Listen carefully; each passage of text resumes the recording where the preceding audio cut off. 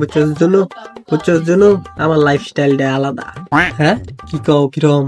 আমি রাতে গান শুনে ঘুমাই, আর সকালে আম্মা গান শোনায় উঠে। আমি সিঙ্গেলি খুশি, কিন্তু ডাবল হইলে ডাবল খুশি হইতাম আর কি। মাইয়া ঘরে প্রপোজ করবা গেলে মাইয়া ঘরে এরম দাম বোঝায় হেরা, মনে হয় যে রাস্তার পাশে জমি হেরা, এরম দাম হেকো। বধু বধু ভাই, শীতকালে গোসল যদি এরম হইতো কিরম হইতো? ঠিক কস, ওইটা কেমন হইতো?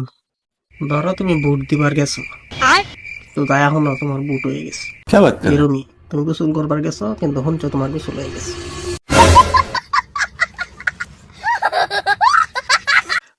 দেখ, আমরা শুধু আছিলাম, অনেক শান্তি আছি, কিন্তু ঠেয়া আছি না। बात तो सही है। অন বড় হয়ে গেছি, অন দুটাই নাই।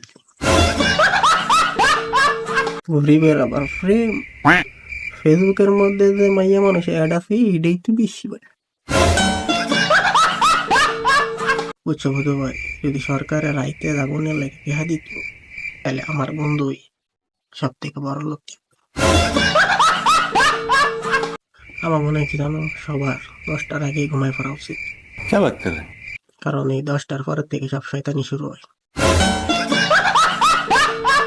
যদি সোজা আঙ্গুলে ঘি না উড়ে, সবসময় যে আঙ্গুল দেখা করে গিয়ে তুলো লাগবে এরকম তো কোনো কথা নাই।